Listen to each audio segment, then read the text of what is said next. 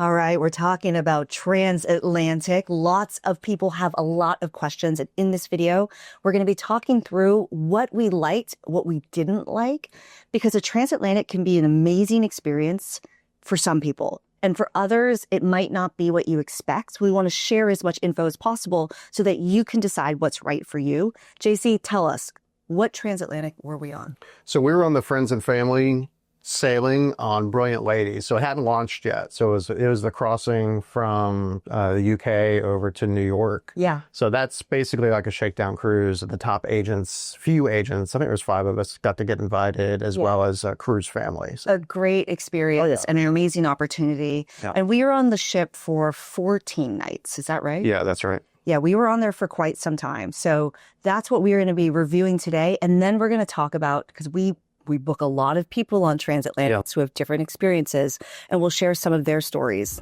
coming up.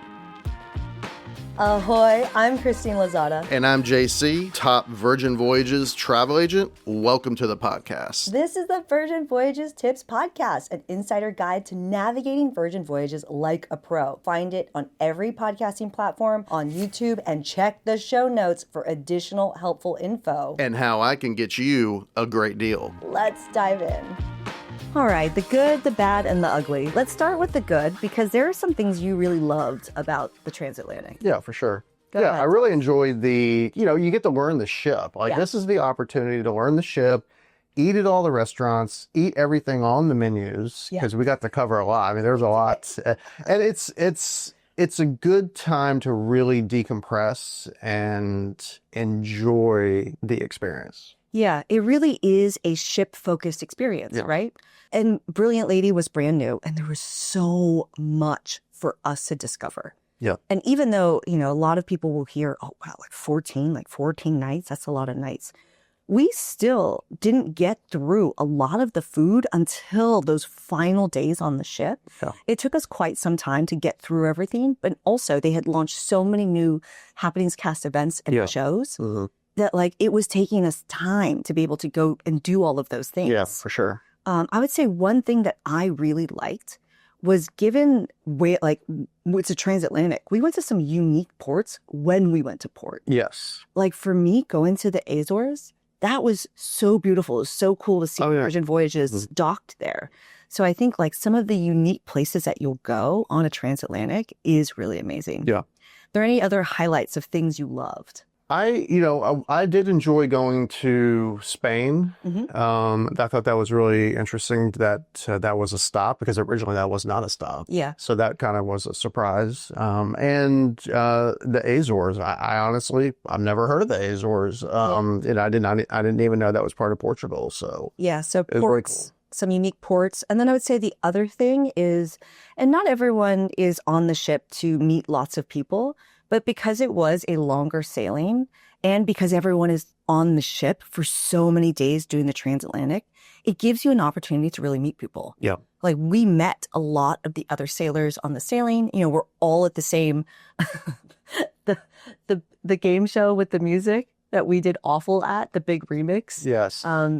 We got to meet a lot of them there. Then we got to see them throughout the sailing because everyone's on the ship. So that's another thing. If you like to be social, it's a great way to meet other people. I know what I did not like about it, and it has to do with seasickness. What did you not like about it? I would say the weather is probably, I don't get seasick, but I would say the weather was not ideal. But it was, it was a hurricane that was way off the coast, but obviously it affected our sailing. So this is an important one and one of the biggest fears out there. And, while I wish I had a direct connection with the meteorologists on what the weather is going to be on your transatlantic, at the same time, you just need to kind of understand two things. One, depending on the time of year you're going, that can affect things. Yeah. Where you're going can affect things. But one thing I didn't really consider is twofold. One, they're not going to do a transatlantic during the worst times of the year. That's just not that's a risk for every cruise line. So they're not going to try to do a transatlantic or a repositioning of their cruise during the worst seasons. Yep. They're going to try to find the best times to do it. And then they're going to try to do it during those months. But the other thing is that if there is really bad weather, you might be redirected to get away from that bad weather, which is what happened to us. Where were we supposed to go? We were supposed to go to Dublin. Oh, yeah, that's right. I was looking forward to that. Yeah, I was too. And instead we went to Lacuna, Spain. Which was cool.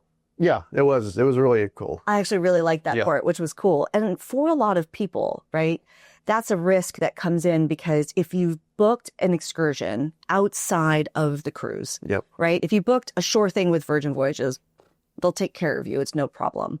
But if you booked outside of that, then you're having to deal with adjusting those changes, et cetera, which shouldn't be that big of a deal, but it's something that's helpful to know. But some people get really disappointed when there's a change in the itinerary. Yeah. And that's not just transatlantics. That could be any sailing. Yeah. But it's not uncommon to see it. We've seen it with some of our clients that we'll share later. So yeah, we did get diverted. Say more about the weather. What was the weather like on our sailing? It was very rocky, but it was raining.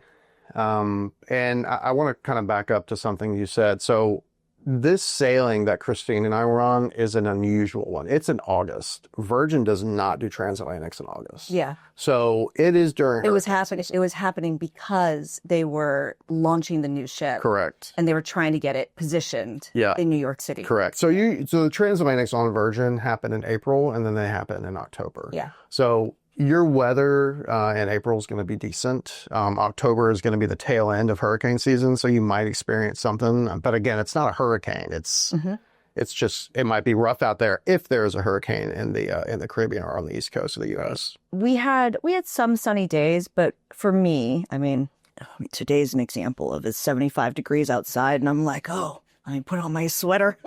Yeah, I know. I was not lying out by the pool during our transatlantic. Many people were. Yeah. I mean, what's considered good weather for you is different for everybody, right? I spend a lot of time in San Diego and South Florida. Weather's great all the time, so I have a higher standard for good weather. Others are coming in from, like even on the cruise we're on right now, people are coming in from Boston and it's 75 outside. They are out there in their bathing suits while I'm in my sweater. And so that's different for everybody. But we did get diverted, which I'm glad we did. But the thing I didn't like is when we had our stretch of sea days, we had probably 2 days in which the boat was rocking. Yes. I said boat. I'm not allowed to say boat. Everyone complains. The ship was rocking a lot. I'm gonna explain what this means too. But when someone says like, how much was the ship rocking? How would you answer that? Because you had an experience. Yeah, I've never been on a ship where my laptop in the middle of the night slid off the desk. Yeah. And it like made this loud noise. I'm like, what in the heck just happened? Yeah. So it was rocking enough that things were kind of flying around.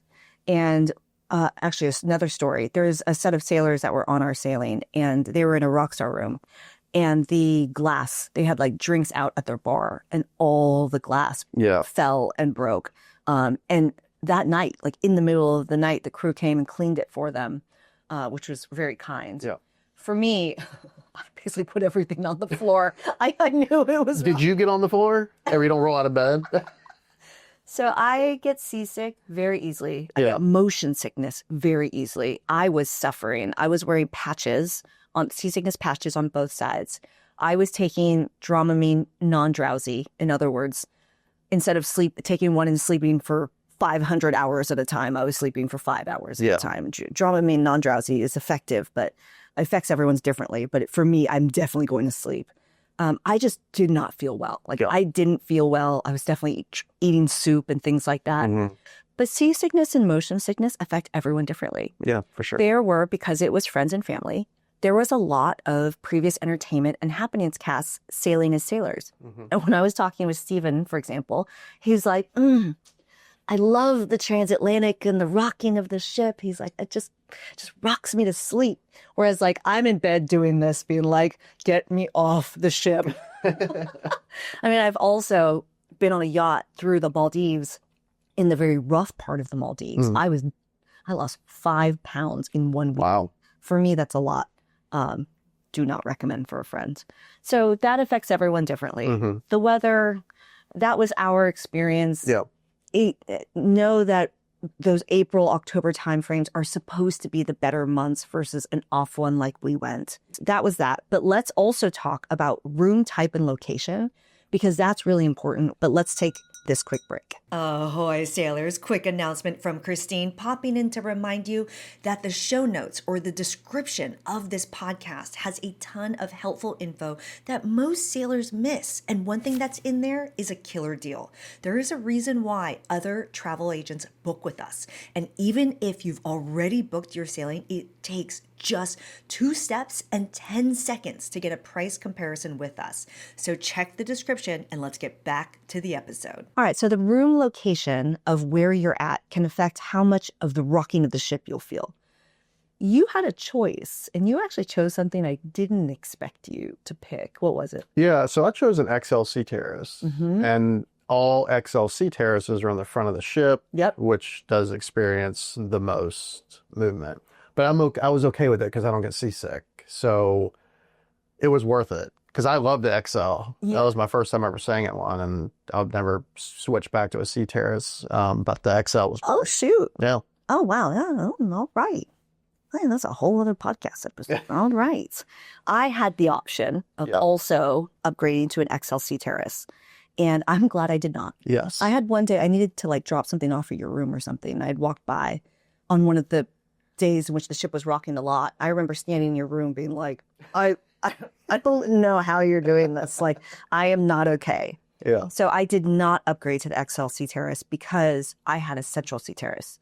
Mine was directly in the middle of the ship, and I wanted to stay there because if you just think about the physics of all the things, right? The central rooms will feel the least amount of movement on the ship versus the front or the back. What deck were you on? I was on 10. Okay. So you were kind of low. Yeah. Okay. Which I think is pretty good. Yeah. I don't know. I mean, I was in the best case scenario I could be in. I still was not well. Yeah. During the days it was moving a lot. Yeah. I mean, we're filming this while we are on the way we left Fort Lauderdale and we're currently cruising to Puerto Plata, Dominican Republic. Like, do you feel anything right now? I'm staying in a central-ish room. No. We're filming this. I feel sick right now. I'm looking out at the ocean and I'm like, Yeah. I mean, it's very windy here. it's windy right now. So yeah. Yeah. So everyone experiences it differently. But if you're worried, consider your room location. Obviously, that's something that we help with a lot and can help guide you on that. I don't know, unless you really want that XLC terrace. But let's talk about something that confuses a lot of people, which is the time zone change. Yes. Because you're moving across the world, you're moving through time zones. And we had days in which every single day we would get the notification that the time zone was changing. We'd both get it as a paper in our room and a notification in the app. Yep. How was that for you? It was fun. I mean, it's such a minor change that it's great because you won't experience any type of jet lag or ship lag. Yeah. I mean, it's kind of nice that it's a slow movement, right? Versus when you're flying in the course of 12 hours, right? You have a 17-hour time difference if you're going Atlanta to Japan, for example. But for me, the way I saw it wasn't that big of a deal. It was like, it was kind of confusing. I was like, oh my gosh, okay, what time is it again? But at the same time, because you have a longer sailing and because you're not at port that much, it's a relaxed experience. And it genuinely made me ask, am I on vacation? Because does it matter what time it is? Yeah.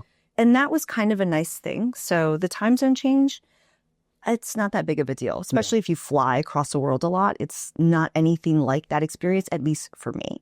So another thing that a lot of people ask is, okay, the internet. You're out in the middle of the ocean. Like, what if I want to stay connected? What's that going to be like? What was your experience like? It was fine. I had a couple video calls that I took, and it worked well. You did. I walked in on one of your video calls. Yeah. Dropped something off at your room. So Virgin Voyages uses Starlink. Yeah. So Starlink basically, if it's in a congested area, so let's take the East Coast as a congested area, the Starlink's going to perform slower as compared to if you're out in in Arizona or anywhere where it's not as populated as the East Coast, it's going to work better. So obviously, being out in the ocean, there's not too many people vying for that connection. So yeah, but for me, I also see it as it depends on how many people you're sharing it with. Yep. So in other words, our sailing, because it was a friends and family, was not as full as normal. And so they purposely did not allow it to be a completely full sailing. No. And I had great internet service while we were doing our crossing. I think it just varies. It's technology. I cannot guarantee how that's going to be for you, nor how many people there will be on your sailing. But I think in general, it's just important to know that you should, in theory, get better internet service because you're out at sea with nothing around, just taking away from the Starlink. But it also depends on how many people are using it all at the same time. Yeah, I have a fun fact. I found out on this sailing, not this one, but on the Transatlantic. Do you know how many satellite receivers there are on Virgin? All right, give me a hint. Is it dozens, hundreds, or thousands? It's 15. Which I saw, I was like, 15? That's it? They're like, yeah, well, that's 15. What I was thinking. Yeah. I was like 15. Well, I even said thousands, right? Yeah. Well, how many video cameras do you think are on the ship? I actually know this because I asked that too. Hundreds. It's like 1,300. I was like 15. 15? I think that's accurate because, and they do a really great job of kind of mixing them in so they're not so blatantly obvious. Yep. Because I had a moment which I looked around one time when I was on Richard's rooftop and I was like, oh yeah, there's just in this peripheral, there's a lot. Yeah. But at the same time, safety first. Yeah, safety first. Yeah. All right. So internet, that's one that worries a lot of people. Yep. The food. The food worries a lot of people. And the top question that we hear is, am I going to get tired of the food? How would you respond to that? Did you get tired of the food? No, not at all. I mean, there's so many restaurants to eat at, and there's so many things on the menu to eat. Yeah. That, going back to the wake 3 times. Yeah. I can easily find something different at the wake. So I just completed sailing number 34. Mm-hmm. And it wasn't until sailing 32 that I've tried every single item at the wake. Oh, okay.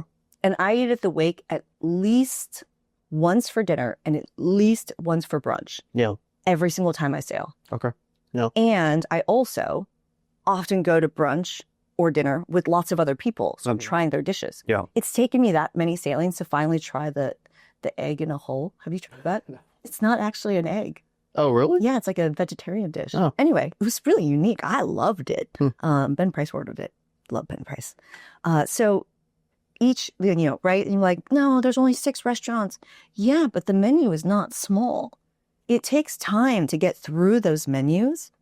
So I personally, even after as many sailings as I've had, I don't get bored of the food because instead I get creative with what I do with the food. So an example would be, I was so excited to try Rojo by Razzle Dazzle because we were on the new Brilliant Lady. And on that sailing, they have the normal brunch, but they have some of the dinner items. And I would take the sauce from the croquettes, which was that porcini mushroom sauce, and I would mix that into the everything salmon bowl with no salmon and extra bacon. And then there's so many things you can do to mix together and make it phenomenal. Yeah. Yeah. Well, also, I mean, even on shorter sailings, I like to eat in the galley. Yeah. 1 or 2 nights. I mean, I think the Indian food in the galley is very good. Oh, yeah, the beef Wellington is very good. And those are things that I would prefer to eat over the restaurant. I love it when they do the turkey or the big ham, or they do, I don't know. I always look at what they're serving at the galley.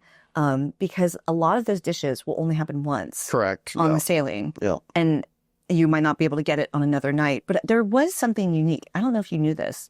On the Transatlantic or on the crossing for Virgin Voyages, I don't want to show any of these dishes in my normal videos because it's a one-off for these types of sailings. Yeah.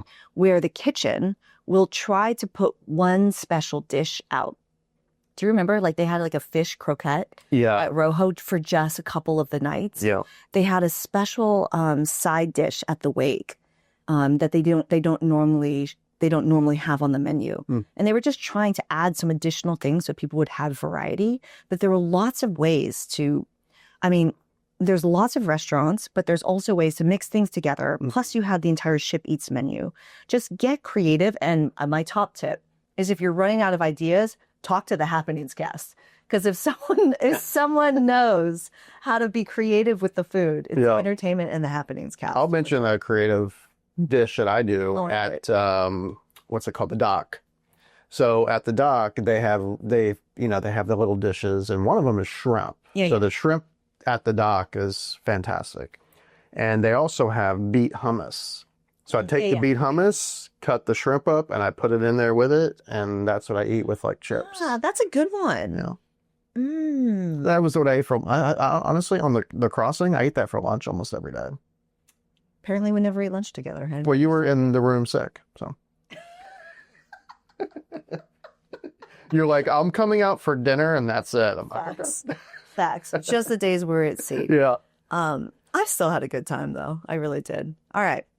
That's our experience. Or anything else you want to share about your experience on the crossing?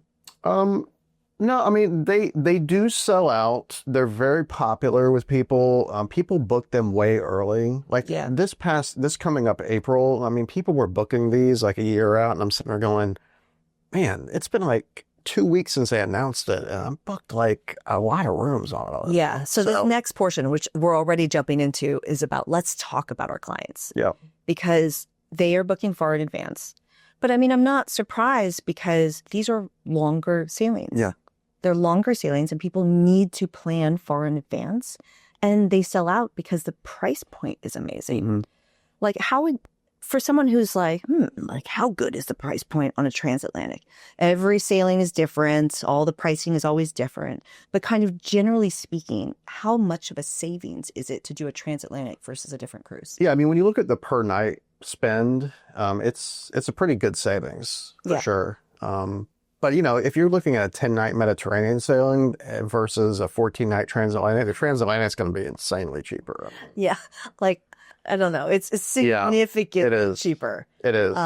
Especially versus like the Mediterranean sailings. Yeah. Yeah. A lot of insiders go quicker on the transatlantics.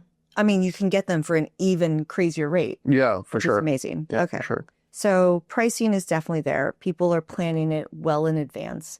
And we are also seeing a lot of the transatlantics selling out. Yeah, they are.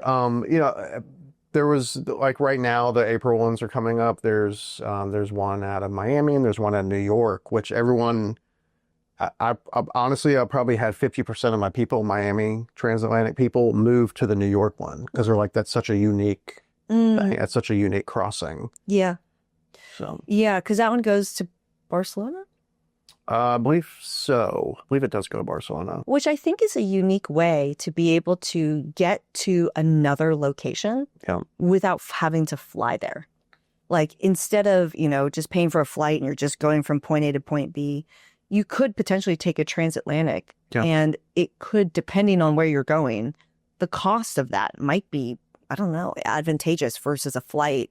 I'm not talking about back of the bus kind of flight. Yeah. So that might be something that's interesting to you. But don't forget, even as you're pricing out your transatlantic, the cost of your cruise doesn't include the cost of your flight coming home. So don't forget about that part when you're planning for yourself. Or you could just hang out until October and then catch stuff. Back. So that is also another possibility. I think another question a lot of people will ask is like, who's on these cruises? Like, who does transatlantics?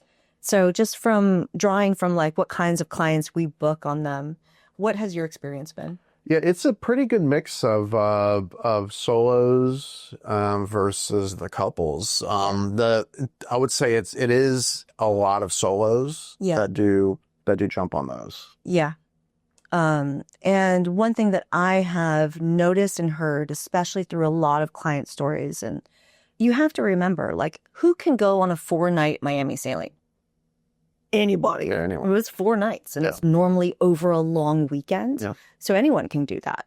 Who can go on a 16-night New York to Barcelona? Yeah. Right? It's like, it's not like I can be like, hey, what are you doing next week? Can you just take some time off and 16 nights? Like, let's go over there. Because it's not just 16 nights. It's that plus, you know, getting to New York and then flying back from Barcelona. And you probably should spend some time in Barcelona. So now we're talking about like a 20-day trip. And so it tends to be a retired community. It tends to be an older clientele. That doesn't mean there are going to be no young people. Yeah, no. It just means that most people on the ship will be older. But I think one thing that's really important to look at are the daily itineraries. Yeah. Because I don't know if I showed you some of those daily itineraries. I have them all printed out. More info in the description below about that and how you can find that.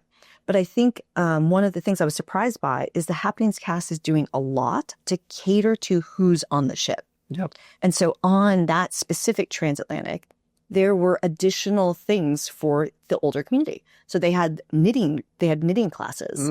They did a lot of like bridge, for example. Oh, okay. And they did things I've never seen Virgin Voyages offering before that they were offering because that was what was being asked for on that sailing by the type of people that were there.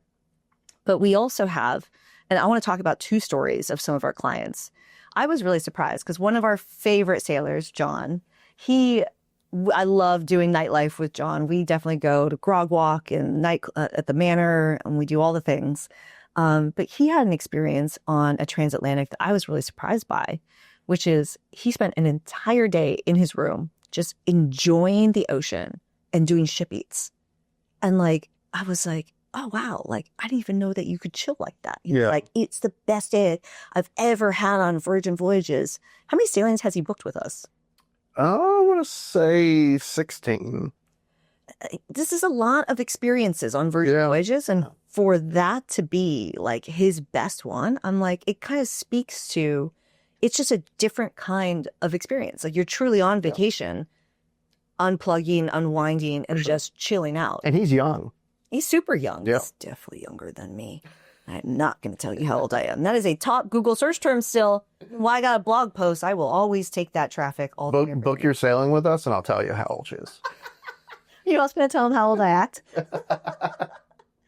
On the transatlantic or a 4-night? Very funny. Oh, that is 2 different Christines. Yeah. Oh, that is for sure. So I don't know if I told you this during our crossing, during our transatlantic, I would go down to the Manor to just do head count. Yeah. I was just curious. Yeah.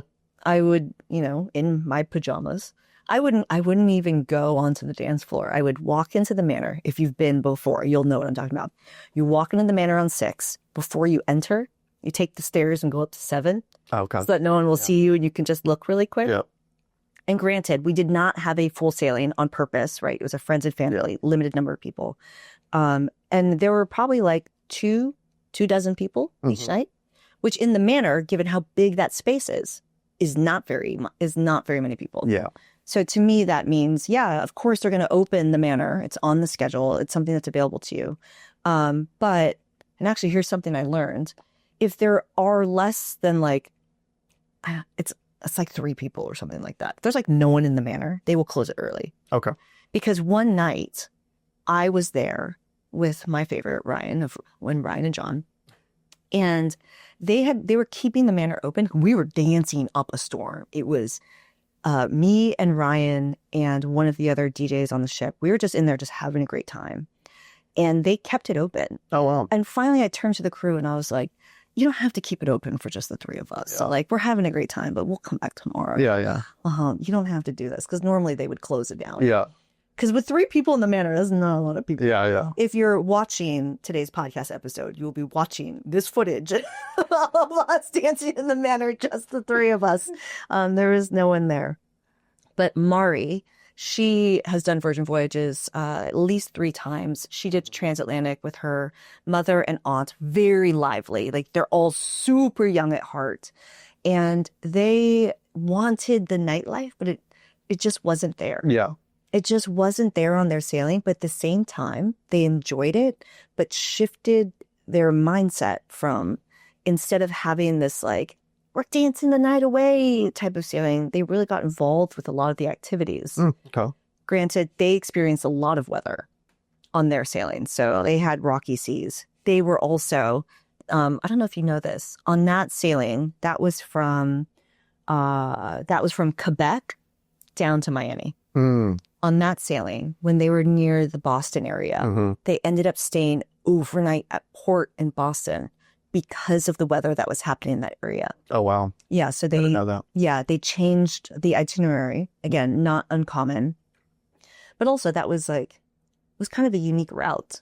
It was, yeah. Because they truly were repositioning Brilliant Lady at that time. Yeah. To start doing her Miami sailings.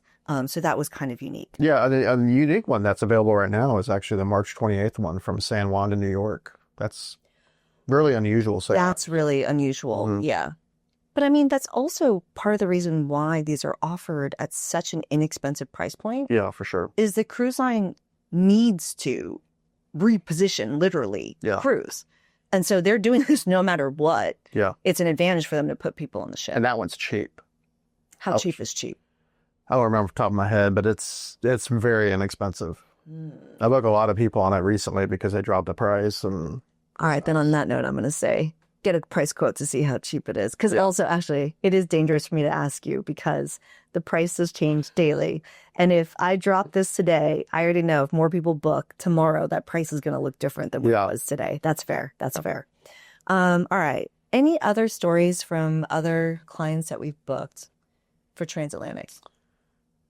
The ones that I have talked to, they really enjoy it. I haven't heard any complaints about the restaurants or not enough to do on board because that is a concern. But everything is pretty positive. I would say probably the biggest complaint I hear is the weather.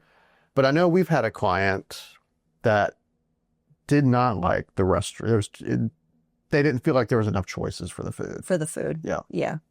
And I kind of encouraged her to get creative with everything. But I also think that, I don't know, I mean, it wasn't her first sailing.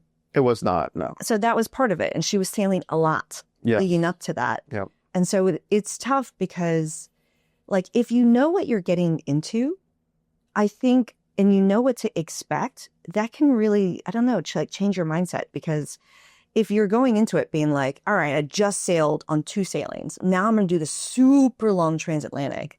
And you're expecting a wildly different experience. That's really hard because you've done it 2 times before. Yeah. But then there are other people like John who have sailed many, many times. He knew exactly what he was getting himself into. Yeah. Completely shifted his expectation of what he was doing on the cruise and shifted from being wild nightlife. I mean, no one drinks like John. He's impressive. Yeah. He had a $2,000. He used his bar tab. He had like 1,000 in bar tab and like racked up an extra 1,000 by like round 3 when we were on like 3 sailings ago. Yeah. Anyway, that was just different. But you just need to know what to expect. And so I hope some of these stories have helped to give you and shed some light on what's right for you. When you're ready to explore booking a transatlantic, we got you. This has been another episode of Virgin Voyages Tips Podcast. If it was helpful, please share it with somebody. And we want you to book your sailing with us. We'd love to help you set sail because we're here for you every step of the way. A reminder to check the show notes. Things on Virgin Voyages changes all the time, and you'll find more helpful links and resources in the description. We'll see you in the next episode.